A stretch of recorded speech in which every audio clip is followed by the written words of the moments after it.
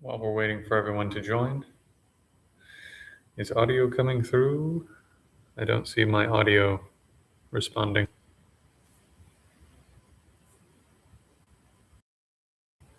Hello, hello.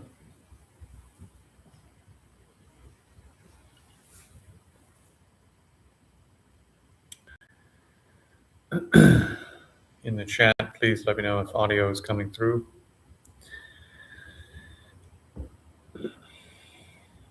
If it is coming through, go ahead and prepare for sitting. Oh, yeah, I see it responding now. So,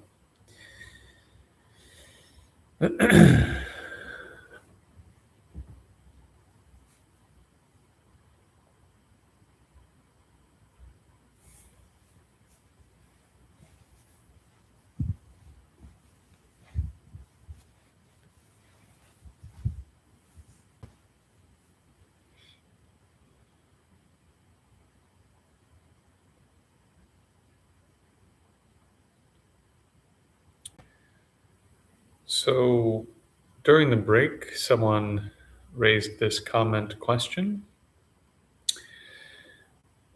They said, it seems like today their mind is more busy and they're, maybe not so important what the content is, but that their mind seems more busy. And it's interesting because we're on day 5 of retreat and we've been doing pretty intensive non-conceptual practices aimed at non-conceptuality. Yeah. So it would seem contrary that all of a sudden your mind seems to have more content than before. So that makes me think a couple of things. I can't diagnose it. You have to look at it yourself. But it makes me think a couple of things. One thing is, and the reason I raise all of this is because will be a common experience. You're not the only one who will be having these experiences. One option is when you train in non-conceptual style practices and you start actually making progress in those practices in a legitimate way, you begin to clear out some of the junk in the cognitive system. And that part of the processing, I guess you could say, for that junk is that it appears as really strong emotions all of a sudden, as really powerful thoughts, as really powerful images. And that's part of the process of those being processed out of your system. So that's a relatively common experience. Another relatively common experience is when you really start to make some progress in making the mind's vigilance greater, right? Alertness, vigilance, metacognition, this second mental factor that we're working on in concentration.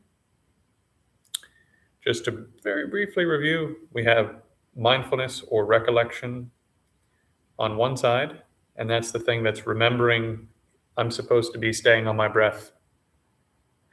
And the other one is vigilance or metacognition or introspection, lots of words used there. But this other mental factor is aware of the quality of your mind. It's aware of what's going on in your mind more generally. Especially because we have turned our attention towards consciousness and we have made ourselves even more aware of mental content, our vigilance is increasing. So not only are we building up recollection of holding the mind in a particular condition, but we're also building up vigilance quite rapidly. This is a very powerful technique for building up vigilance, where you sit, if you can rest consciousness on its own content, on its natural flow of content, you build up a lot of vigilance because you're aware of all the contents of your mind. And therefore, you know the quality of your mind. Is it sleepy? Is it awake? Is it what kind of images are appearing? What kind of thoughts? What kind of memories? Blah, blah, blah, blah, blah. So as vigilance increases, of course, all of a sudden it seems like you have millions of thoughts and feelings, and the movements of your mind seem very awake and alive all of a sudden. But in reality, they've always been that way. So beneath what you thought was concentration previously, it may be that there was all of this activity all the time, and you've only just now noticed it because you've increased your vigilance, your metacognition, your introspection, whichever word sort of rings true for you. Alertness. Okay, so I would say those are two potential options. Again, I can't diagnose it remotely, and but one of those may be what's going on. All right. So after lunch, we're going to transition over to rumination meditation. So during this session, we're going to do consciousness only. We're going to do just consciousness, but we're going to build it up the way that we did last night by doing a body scan, full body awareness, boom, boom, boom, do all the senses, just so that the senses are primed to be like a mirror, so that we're less disturbed. Then we'll transition to consciousness and do consciousness only and observe whatever appears in consciousness without preference, without choice, without intent. Simply observe. And then that will prepare us very well, I think, to move over to all of the rumination meditation techniques for the second half of the day, because those are basically depend entirely on your ability to then generate on purpose certain types of mental content, generate on purpose certain types of emotional content, or generate on purpose certain types of understandings. And then, hold on, there's another chat coming through. This person's saying, well, their mind was quiet yesterday. Yeah, so it could just be a couple of things. It could be that it's one of these sort of swirling emotions that something is processing out of the system. And it could also just be that the end of the retreat is coming and your mind is starting to sort of rev itself back up with the habits of being an ordinary experience again. Lots of possible explanations. This person said also they didn't sleep much, so it could also be sleep deprivation. Yeah, that's true. So there's, just as a side note, very quickly, there's a mental factor called heedlessness, where all of your other mental problems increase when heedlessness is present. And one of the things that increases heedlessness is a lack of sleep. So if you're tired, then it makes all of your other negative mental factors stronger. So this is part of why it's important to get good sleep. This is why sleep is not an inherently negative thing. You're not like lazy if you sleep or something. Okay. Finally, the person liked my answer. Finally. Okay. So set your posture.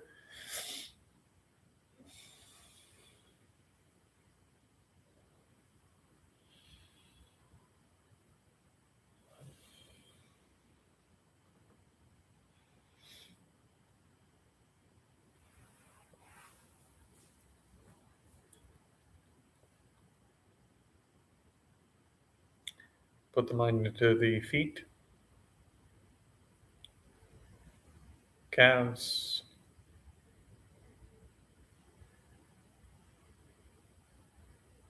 knees, thighs,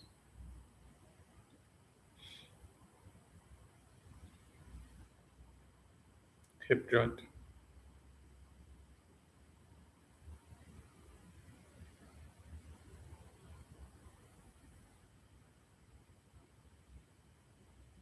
front of the pelvis, back of the pelvis, tailbone,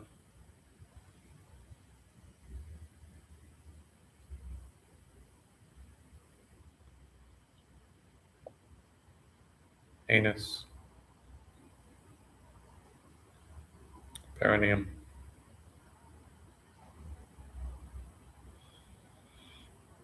sexual organs,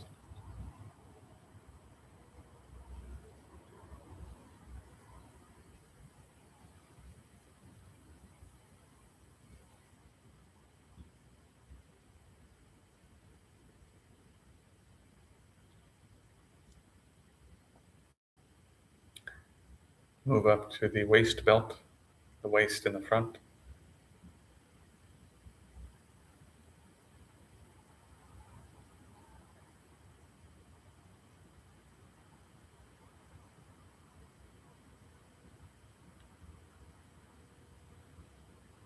In the back.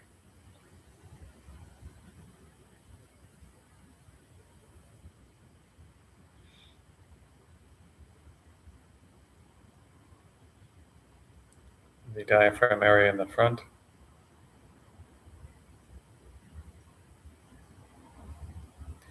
Diaphragm area in the back.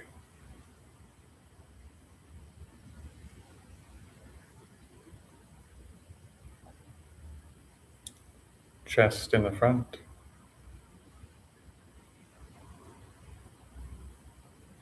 Chest in the back.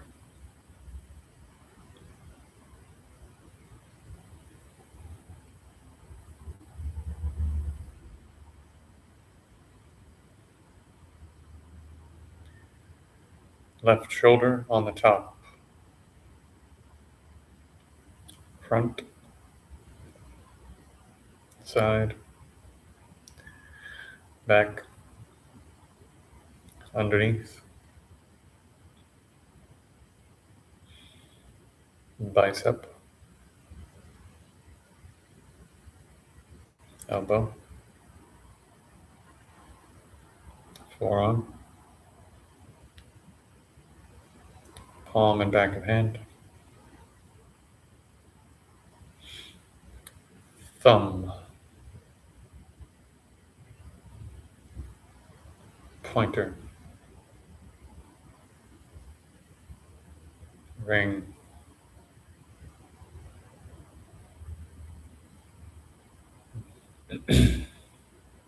Middle. Pinky. Top of the right shoulder.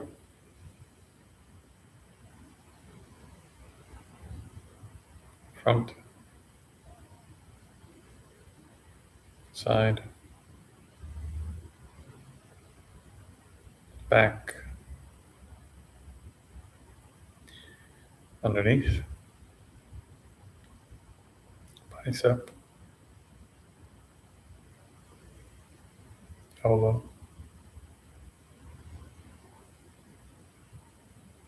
Forearm. Wrist. Palm and back of hand. Thumb. Pointer. Middle. Ring. Pinky.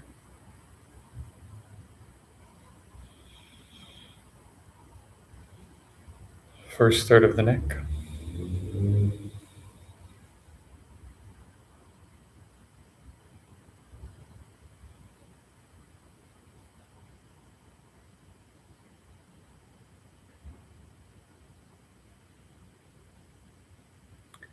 Second third of the neck.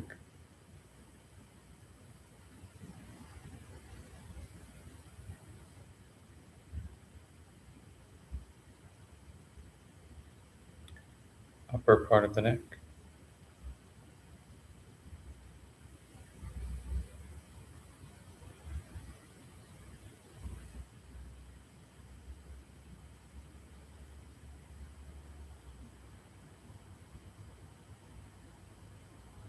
Back of the scalp.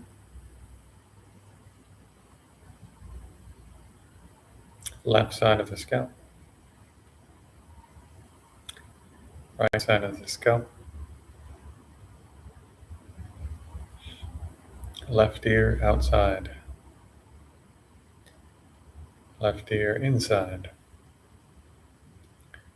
Right ear outside.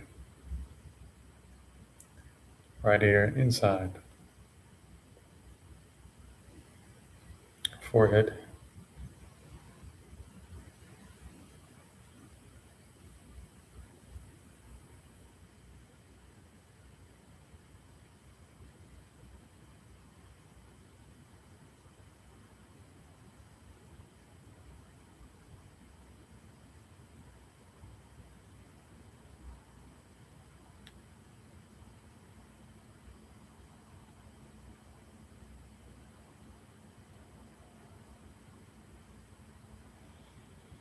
Left eyebrow.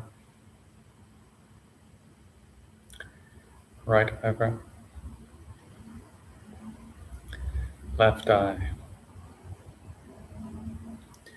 Right eye. Left nostril on the outside. Left sinus on the inside. Right nostril on the outside. Right sinus on the inside. Left cheek. Right cheek.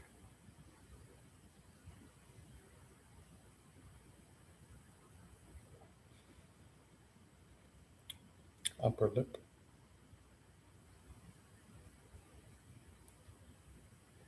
Lower lip.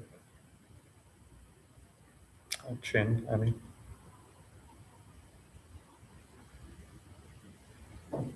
And then your top lip. Bottom lip.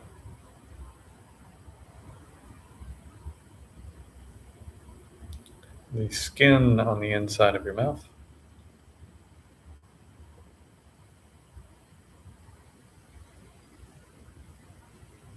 Scan your teeth.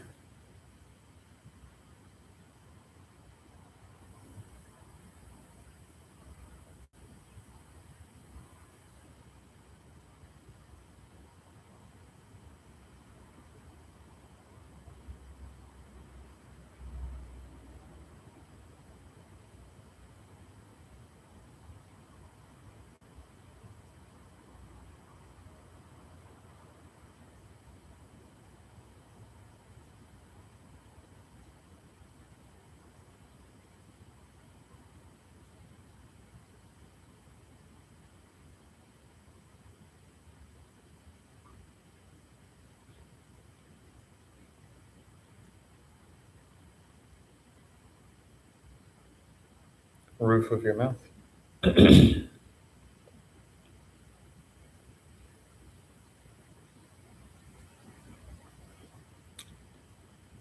Underneath your tongue.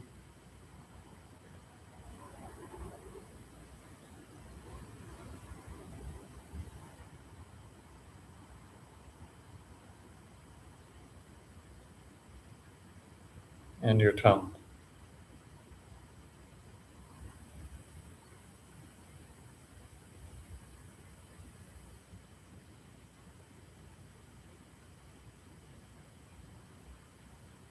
Your throat.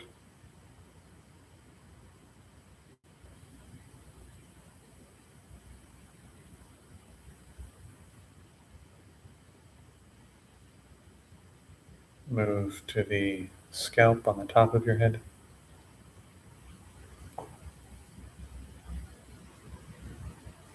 Find the sensitive point.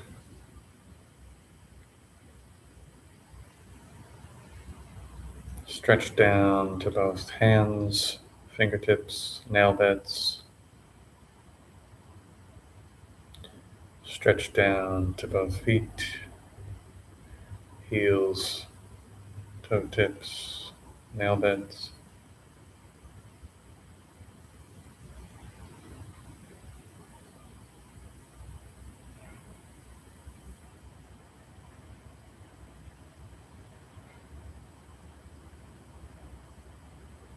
Everything to the front, back, left, right, up, down. And be aware of the whole body.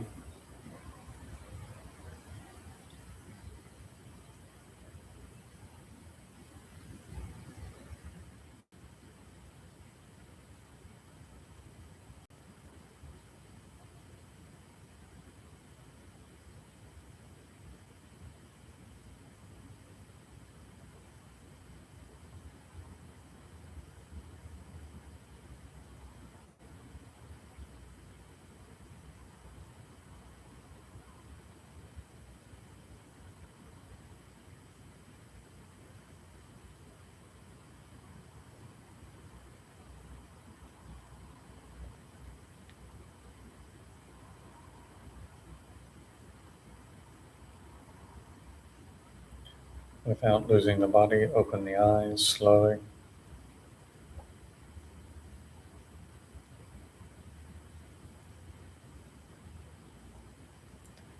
Open the visual awareness and the body at the same time. Front, back, left, right, up, down.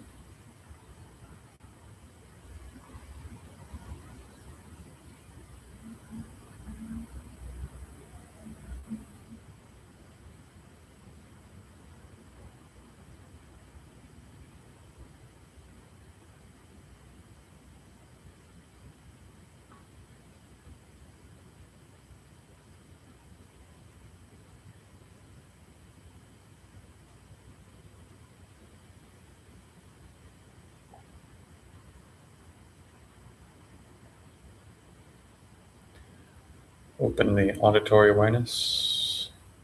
Front, back, left, right, up, down.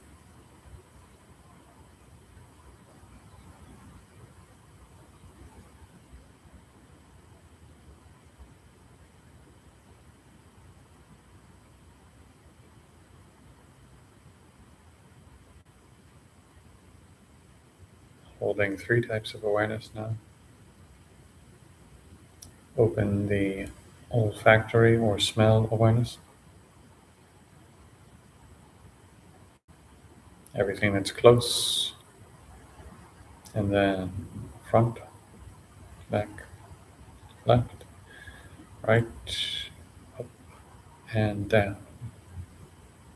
Holding 4 types of awareness.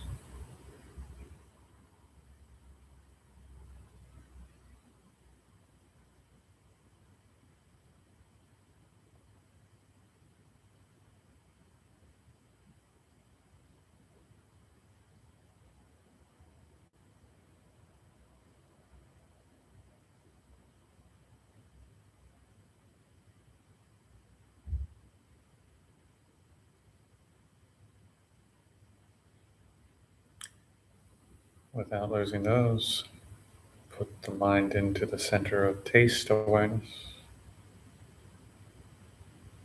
And then open all 5 simultaneously. Front, back, left, right, up, down.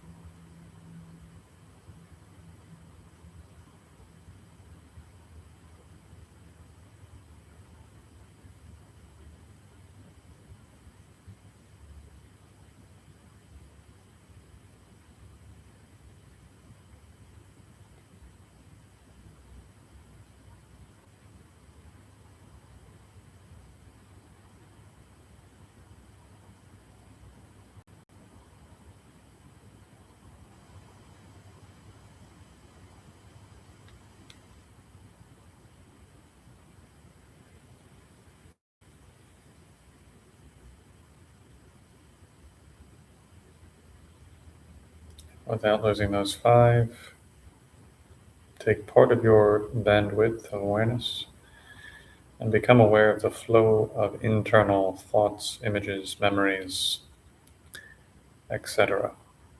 Choiceless, decisionless, awareness without preference,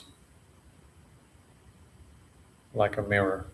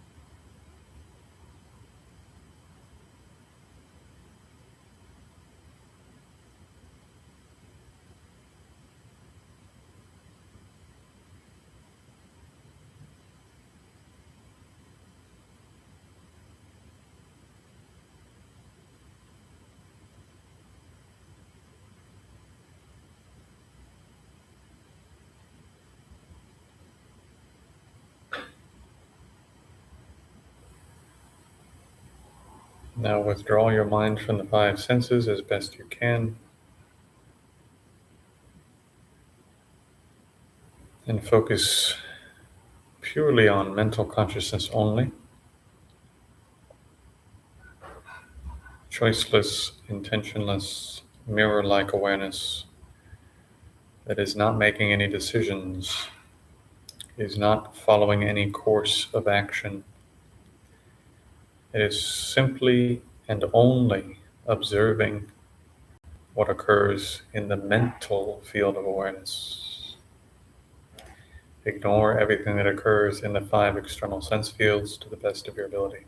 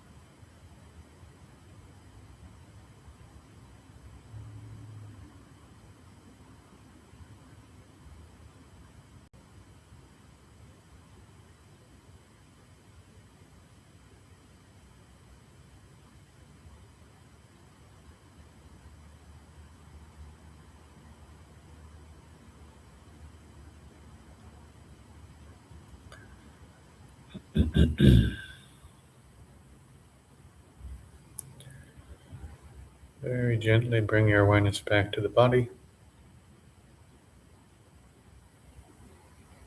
Expand into the 6 directions of the body.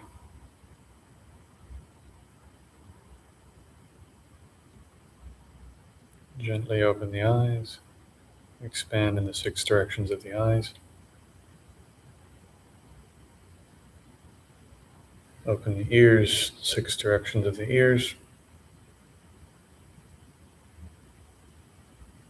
Smell, 6 directions.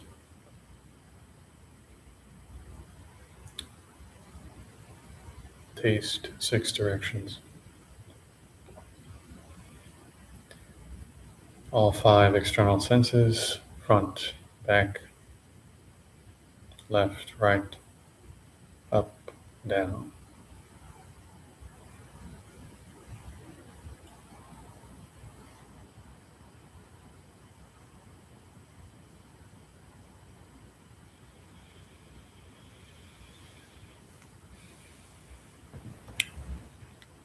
Okay. Since we have a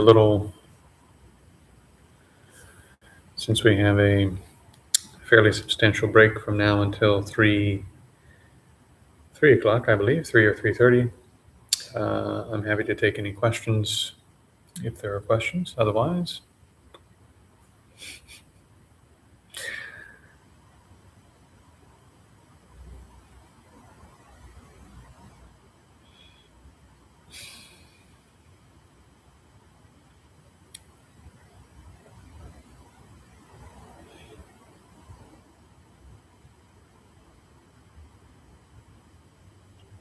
so the person that said that their thoughts were going very, very quickly said this session slowed them down, if I'm reading what they said correctly.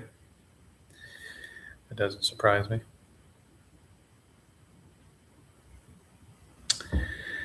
Okay, good. Well, if there are no questions, the main effort from here until the evening, try to keep at least one external sense gate as open as you can. Tactile, visual, doesn't matter, in whatever you're doing. And keep this in mind. There's a big difference between quote unquote enjoying the little things in life.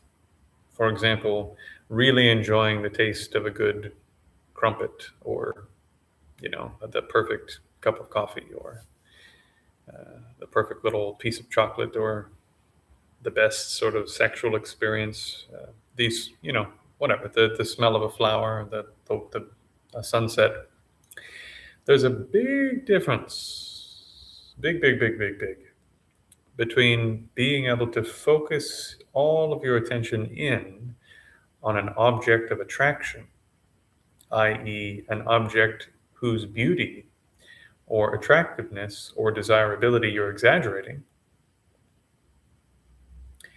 and being able to open the visual sense gate and take in a sunset, or to open the gustatory sense gate and eat a piece of chocolate, or to open the tactile sense gate and have sex, or to open the olfactory sense gate and smell a flower. One of the key differences is, as you've noticed through the course of the last 4.5 days, when you bring that sort of non-judgmental awareness, that awareness that doesn't have preference, it's not exaggerating what you're getting, and it's not under-exaggerating what you're getting. It's not grabbing on for dear life to what you're getting, and it's not rejecting what you're getting. So when you start to enjoy pleasure, you'll find that if you can bring that unbiased awareness to the pleasure is even more pleasurable.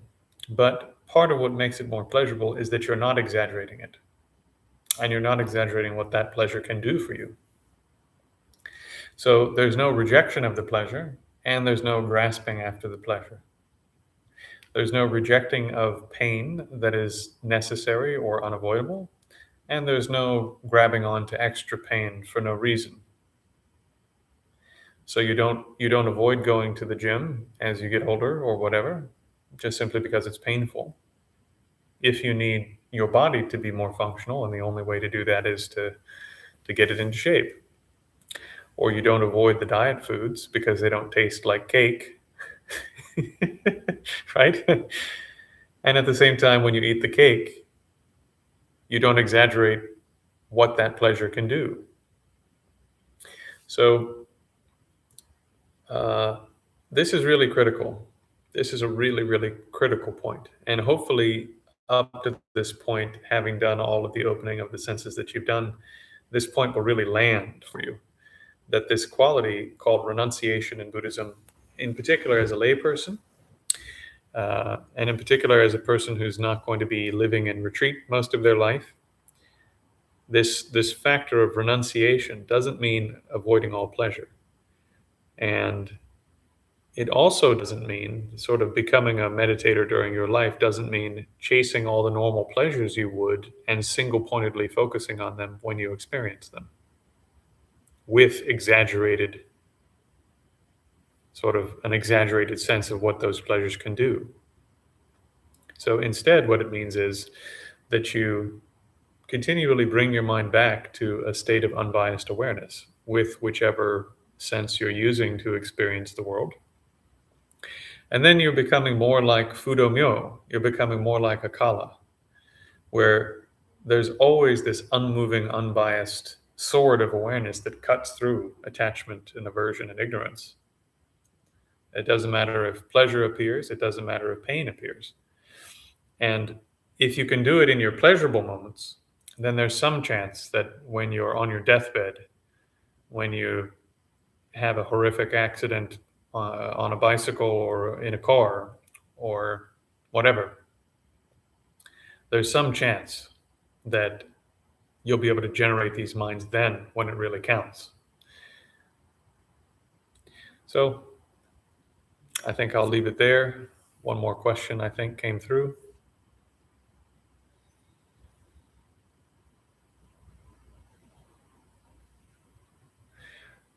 Someone said,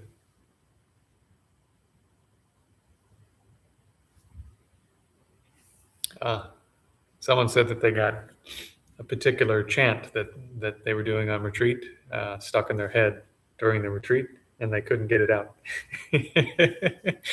So this is just as a quick point of interest. Remember in the beginning when we were talking about mental excitement, where the mind exaggerates the positive qualities of something. So this is based on attachment.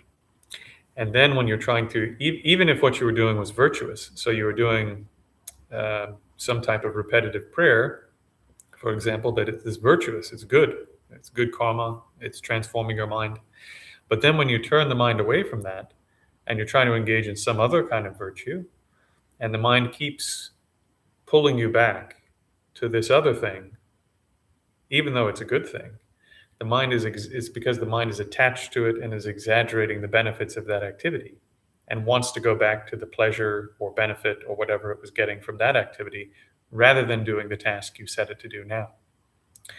So this is how virtue can become an object of excitement that pulls you out of a meditative state. And there are actually stories in the tantras and stuff where someone's teacher will say,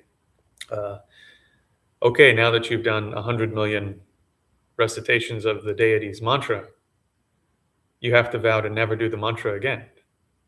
What do you mean? What do you mean I would never do the mantra of my deity ever again? Isn't that a virtuous thing? Right? Isn't that a virtue?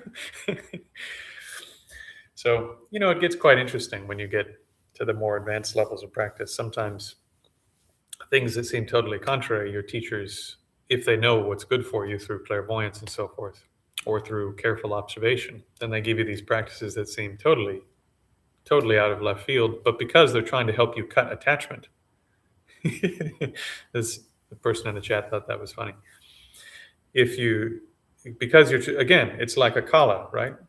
A kala is there to cut your attachment to everything, to stop your mind from exaggerating the benefits, the positive qualities of anything and clinging on to it, including virtue. Okay, so just to say it in 30 seconds or less one more time. Being mindful is not just enjoying the little things in life. Being mindful means being able to bring unbiased awareness to your activities, which means cutting through attachment and aversion, which are defined very briefly and in a pithy way as exaggerating the benefits of something and grabbing onto it, or exaggerating the negative qualities of something and pushing it away. And when you have attachment, your perception, the actual way you see it or hear it or smell it or taste it, or the way that it feels, will also appear in an exaggeratedly good way. It will appear even more incredible because of the attachment. That's part of it, which is why when you generate an unbiased state of awareness, some of that seems to go away. But the pleasure you get is still great from pleasurable objects. On the other side, when you have aversion, aversion also in your perception makes whatever you're averse to or angry at appear of itself as if it's even more negative. Think about a close relationship that you've had with anyone where sometimes it's really good and sometimes it's really bad. When you're really angry at that person, they look ugly, don't they? You can see every fault, every pimple, every popped vein, every wrinkle. All of a sudden, they look horrific. Every hair that's out of place. You know, you thought their outfit was nice at the beginning of the day, but then all of a sudden you notice one little string hanging down. Oh, that string. So your mind, when it has aversion or anger, which are the same word in Pali and Sanskrit, pratika, it exaggerates the negative qualities of something, and that comes along with the negative reaction to that thing. And so it sounds disgusting or repulsive. It smells disgusting, repulsive. It tastes disgusting, repulsive. The way that when you're angry at somebody and they touch you and you go, because their touch feels repulsive. Right? So the big two problems we have are attachment, aversion, or sometimes you could just say desire, but desire has positive desire, so it's not the best word, but attachment, this word raga in Pali or Sanskrit, and then pratika, aversion or anger. And those come from a more fundamental mistake we make, which is that we think all of the qualities of things come from reality without anything coming from our side at all. And we think that from the side of reality, things exist, but most things we think they're unchanging, that in and of themselves, that they somehow they remain as they are. For example, this lamp behind me, in your mind, if you don't think about it too hard, you think it's the same lamp that's there from when I started talking to you today, don't you? So naturally, we think there's something about it that is the same. And that's why I think it's the same lamp. And we think there's some kind of like identity of being a lamp that comes from the lamp that allows me to identify, yes, that's the lamp, that's the lamp. And it's the same lamp that was there when we started meditating today. But if you investigate, every single atom in this lamp is in a different position than when we started. We've moved through space by hundreds of miles floating on a planet, floating through gravitational fields, warping their positions. Like none of these atoms are in the same position they were. They're also moving constantly and shifting and exchanging atoms with the environment. If you believe in quantum mechanics says every particle in this object here is literally disappearing, appearing halfway across the universe and reappearing constantly at all times. There's nothing about this lamp that is the same as when I started talking to you today. But in our perception, we go, same lamp, unchanging, exactly the same as it was. So we have these fundamental errors we make in our cognition that are maybe helpful evolutionarily. There's probably no evolutionary benefit to seeing this as a different lamp from moment to moment. How would that help us survive? It'd be like chaos if I needed a new name every 4 seconds for this lamp behind me, right? If I went, what the hell is that? Every 4 seconds, So we have this cognitive error of seeing things as unchanging. Schrodinger's lamp, yeah. Everything is Schrodinger's everything. This is the thing. Okay, so without going too far afield here, one of the primary cognitive errors we make is seeing things as unchanging. The other primary cognitive error that we make is seeing things as independently existent, that they exist somehow in and of themselves as what they are without depending on anything else. And in particular, without depending on us for any part of their existence or being or identity. And all of this then leads to, you can see, right? First, I need to think, well, there's a lamp here, and it's a lamp by itself, and it has this unchanging nature, being what it already is from moment to moment. It's always this lamp. Not only that, it's a beautiful lamp. Oh, so incredible. Did you see the lines on the thing and the tassel and right? And then our emotions go, oh, I've got to have that. And if we already have it, I have to keep it. I can't let it go. And anytime I'm around it, oh, yes, I have to touch it. Did you feel the texture? Did it come feel the texture of the right? I mean, all this stupid shit we do. So then objects of attachment, we want to touch them, we want to smell them, we want to taste them, we want them to be ours, we want to not let them go. So this comes from the first cognitive error, which is seeing things as existing in and of themselves. And then also, secondarily, seeing them as being unchanging. And then on top of that, we build more perceptions. Oh, it's this incredible, beautiful thing in and of itself. Or it's absolutely repulsive. When a friend says, oh, what about, have you heard this musician? You go, oh, that musician? Oh, how could you like that music? How could you like European house music? Oh, how could you like, whatever, So we hear it as if the thing itself has the negative quality. And it's almost like offensive or incomprehensible to us that somebody could see that thing and not recognize immediately that it was repulsive. So we can only do that because we think the thing itself exists.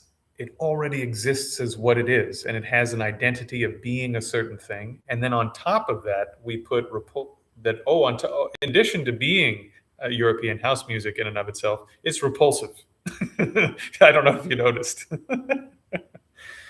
Or in addition to being classical music, it's repulsive. So in addition to being the chanting we were doing for retreat, it's unbelievably beautiful. Right? And I have to keep it close by thinking about it again and again and again and again and again, even if I need to move on to another task for my training. So we exaggerated it, the beauty. Okay.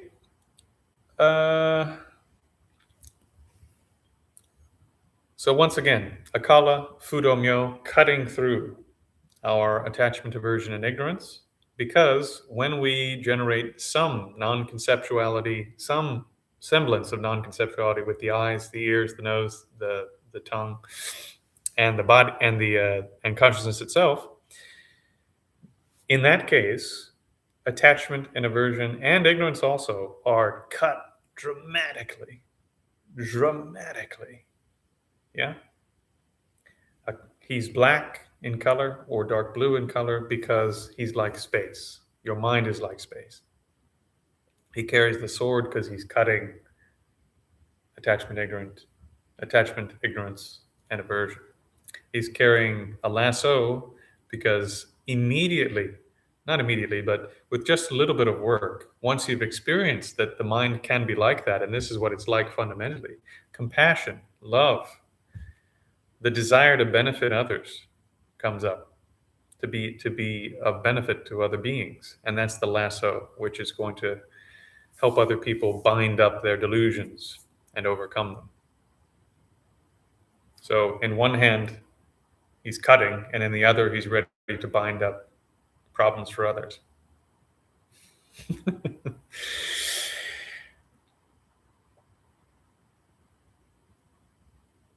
Okay, so during the break, once again, because we've now talked for 30 minutes, try to maintain at least one of your sense gates open as you can, but don't get too tight. Don't get too kind of, don't get too stressed. Take a break if you need to, take a nap, lay down and do some body awareness if you need to get some sleep in.